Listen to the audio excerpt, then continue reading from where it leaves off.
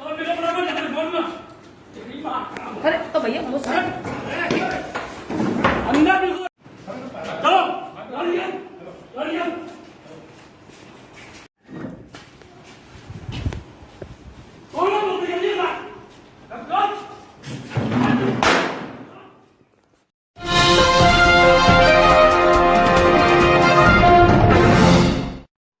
ठा ठा ठा योगी सरकार की ठा ठा ठा। और ये ठाठा करने वाले शख्स हैं दिगेंद्र प्रताप सिंह, प्राथमिक विद्यालय में सहायक अध्यापक यानी कि प्राइमरी के मास्टर हैं। इनको तकलीफ इस बात की कि सरकार मेरी है, मुख्यमंत्री मेरी जाति का है और एक प्रधान अध्यापक वो भी पिछड़े वर्ग के अरविंद कुमार की इतनी हिम्मत कि मुझसे कहें कि डेली विद्यालय आओ। साथियों नमस्कार, मैं हूं नीरज पटेल और आप देख रहे हैं नेशनल जनमत। ये पूरा वाकया एटा के सकीट ब्लॉक क्षेत्र के प्राथमिक विद्यालय जलालपुर सांथल का है।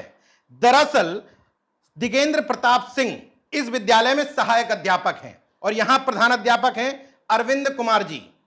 अरविंद कुमार जी का आरोप है कि दिगेंद्र प्रताप सिंह कभी कभी विद्यालय आते हैं, अधिकतर अनुपस्थित रहते हैं।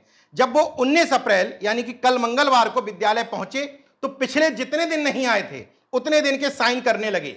इसको लेकर जब प्रधान अध्यापक ने टोका, और टोकना भी चाहिए था, यही उनका काम भी है, इसी बात को लेकर पहले झड़प हुई, मारपीट हुई, उसके बाद फायरिंग से एक नहीं 3 बार ठा ठा ठा मतलब 3 बार फायरिंग की।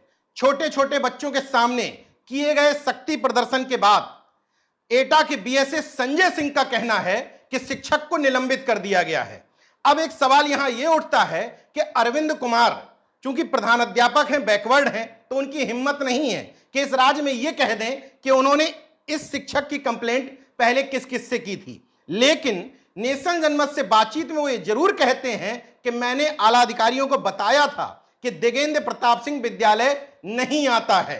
तो अब सवाल है कि बीएसए साहब जो अब कह रहे हैं कि हम सख्त कार्रवाई करवाएंगे, शस्त्र लाइसेंस निरस्त करवाएंगे, मुकदमा दर्ज करवाएंगे, तो बीएसए होने की हैसियत से क्या संजय सिंह साहब से पूछना नहीं चाहिए कि दिगेंद्र प्रताप सिंह साहब क्यों नहीं विद्यालय जा रहे थे? और अगर उनको इस बात की सूचना थी तो क्यों इनको पहले निलंबित नहीं किया गया? और अगर सूचना नहीं थी तो योगी सरकार जो ठोक करके दावा कर रही है कि हमारे राज्य में प्राथमिक विद्यालयों की हम दशा सुधार रहे हैं, तो क्या उनके राज्य का मतलब यह है कि उनके सजातीय शिक्षकों को इससे छूट दे दी जाएगी?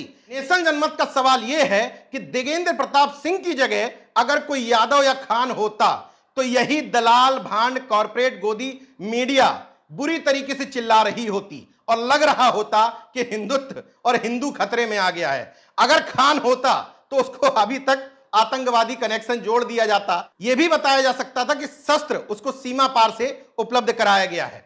क्योंकि योगी आदित्यनाथ की सरकार है, राम राज है और उन्हीं के सजाती एक सहायक अध्यापक ने इस घटना को अंजाम दिया है, तो एक अखबारों में दब के खबर खत्म हो गई। इस पर डिबेट नहीं होगी, एक एक घंटों के शोज नहीं बनाए जाएंगे, हिंदुत्व खतरे में नहीं आएगा और लॉ एंड ऑर्डर खराब होने की सिचुएशन नहीं बताई जाएगी। मान लीजिए सरकार सपा की होती और यही व्यक्ति यादव या खान होता, तब क्या हो रहा होता?